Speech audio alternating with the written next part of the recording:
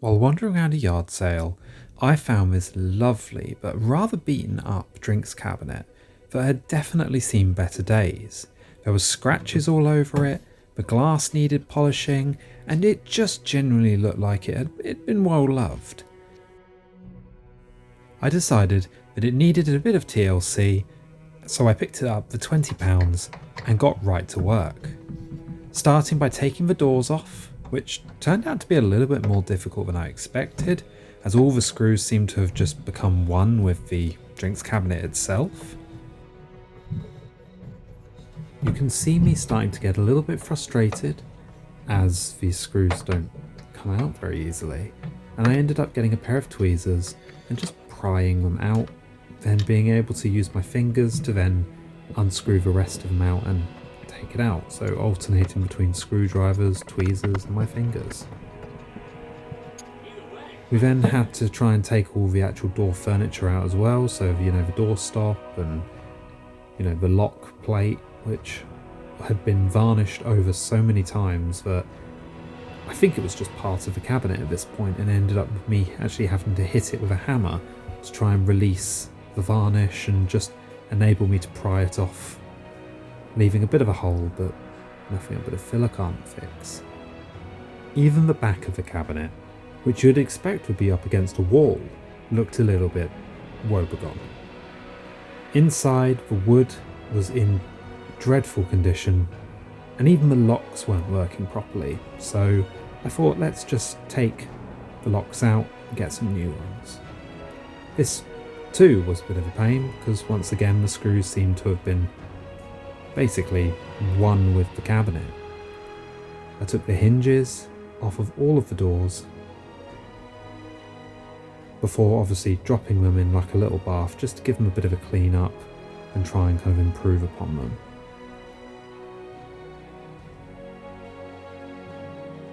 Taking everything out, trying to remove the rust, and just end up with the bits of wood for the doors so I can give them a good old paint.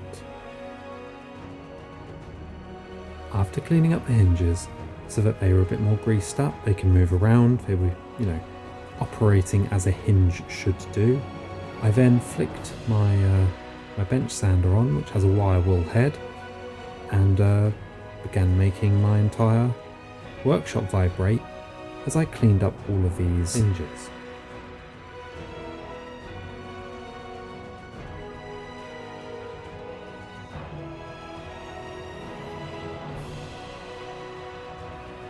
The top, as I said, was looking pretty awful, so I started by getting a bit of sandpaper and just trying to kind of make it a bit more of a smooth surface. It really needed to be an uninterrupted, nice smooth surface that will enable me to get a good layer of paint on it and end up with a really lovely finish when I finally get to that stage. I sanded and pretty much sanded the entire cabinet down, wiping off all of the loose dust, until eventually I had a surface that I was quite happy with.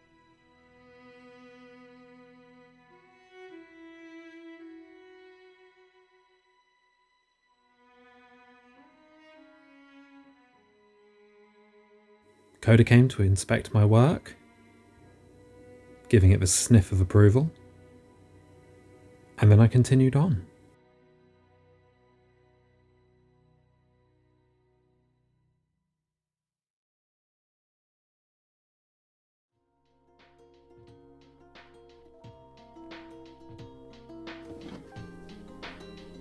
I then tapped back in some of the loose bits of dowel that was coming off.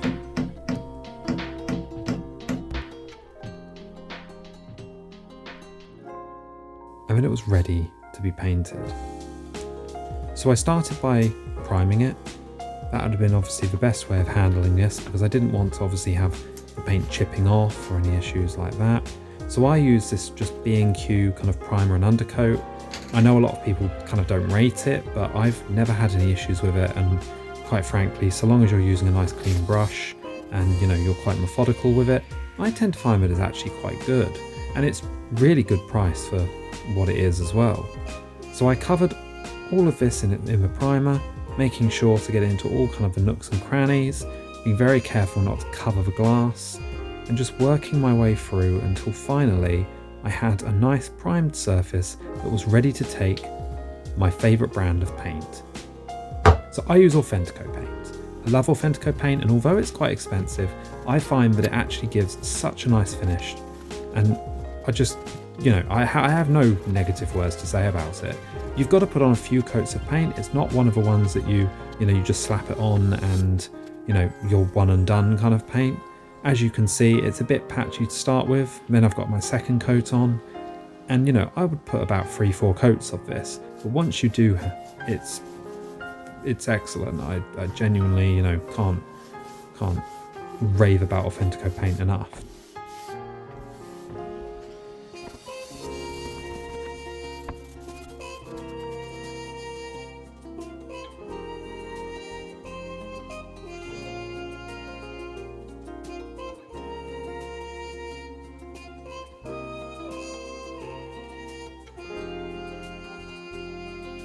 And after a few coats, you can see it looks absolutely excellent, and it was now time for some Rust-Oleum lacquer.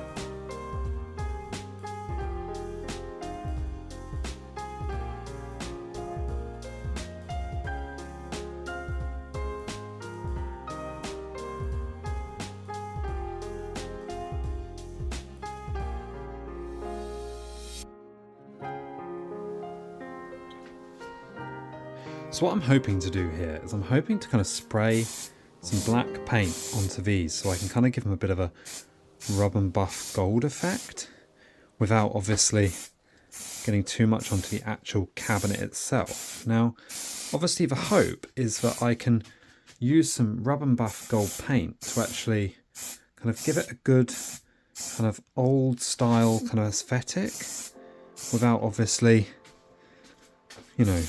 giving it too much of a, I might have to do a little bit of spraying, repainting around the edge there, but I mean, it's not terrible. I mean, it's looking kind of like where I want it to look. So I'm just going to spray these and we'll see how we go. What you're supposed to do with this whole rub and buff is you're supposed to paint it black, get it to a position where it is, you paint it like a matte black paint, and then once it's all dry, you then get a kind of a rub and buff gold paint. I actually use antique gold rub and buff. You put it on a cloth and you just, as you say, rub it in. And eventually, as you're rubbing it in, you get like the darks of the black, and it just gives it this antique-esque look, which to me looks a darn sight better than just painting something straight gold. And as you can see, you just rub it into all the little cracks and everything, and you just put one little bit on and then you just continuously buff it, covering it more and more, but you're basically only using a pea-sized amount of the paint itself. Upon having a little look at one of the doors, I became incredibly aware that the front of these cabinets were absolutely caked in lacquer. And so I thought, what if I just scraped all the lacquer off? So I got my my scraper out, and just basically after giving it a sand and trying a load of different ways to try and get all of this lacquer off, I ended up just settling on the scraper and took a fair amount of time just scraping everything off.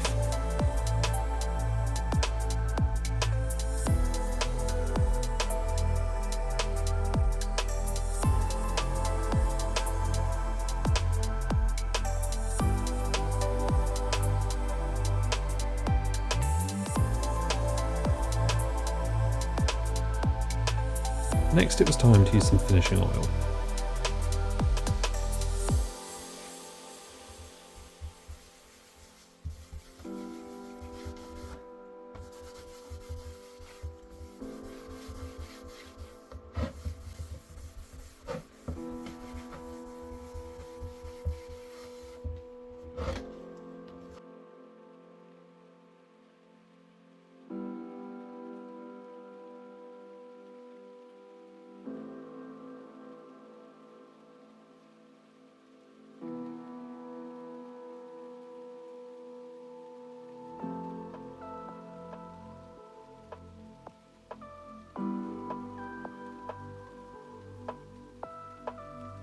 Next was another bit that I was quite looking forward to, and this was doing the gold accents. And this is where you spend a few hours taping up the front of your cabinets or whatever it is that you're, whatever part of the furniture that it is you are taping, and you just use some frog tape. See, I use a yellow or blue frog tape depending on, what I'm doing. I tend to find the yellow is quite good for these kind of surfaces. And you just spend a while cutting, measuring, until finally you have a design that you like, and you just put it across all of the cabinets. You can see I'm kind of cutting them all and trimming it to size. And then basically, once you've done that, you just paint over it, very careful with the paint, and then you peel it all off and you have your design.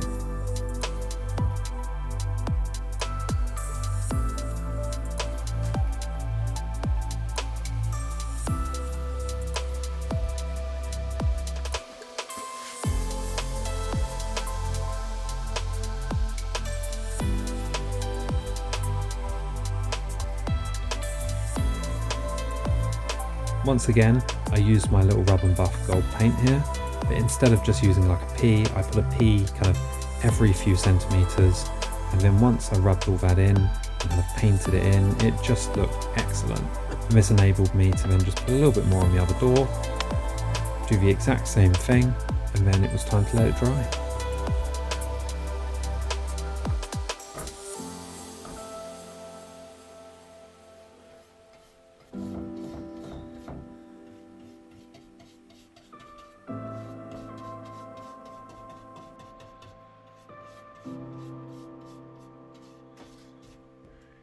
And it was time for the satisfying bit, peeling.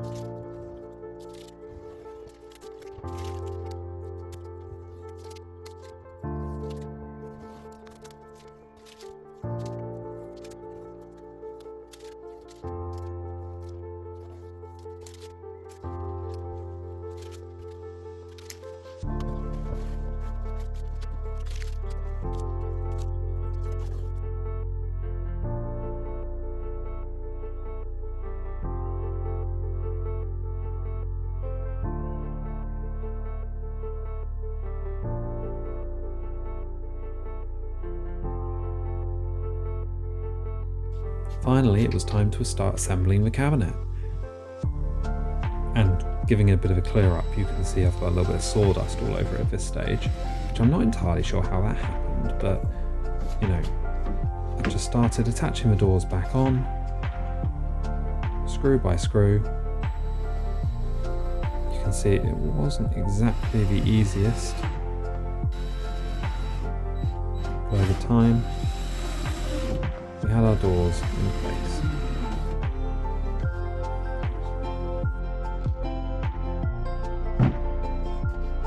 I bought some new locks off the internet.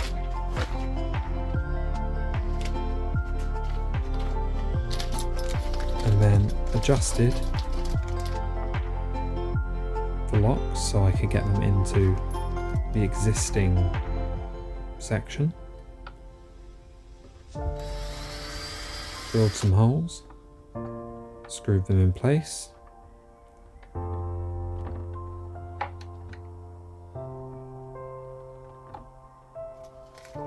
I then got some handles, which I think matched the kind of style I was going for with the geometric lines. Measured up where I wanted them.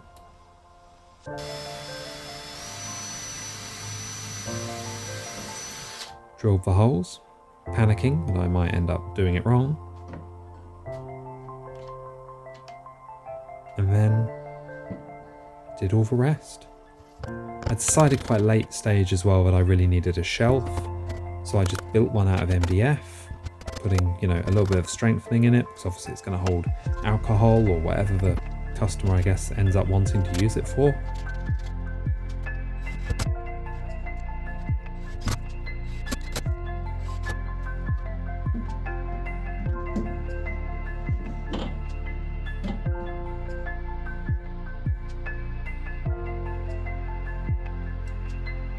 And then I use these kind of little tile things that I was given to kind of give the actual drinks cabinet section a bit more of a kind of jazzed up feel. I found that it, you know, see how it looks.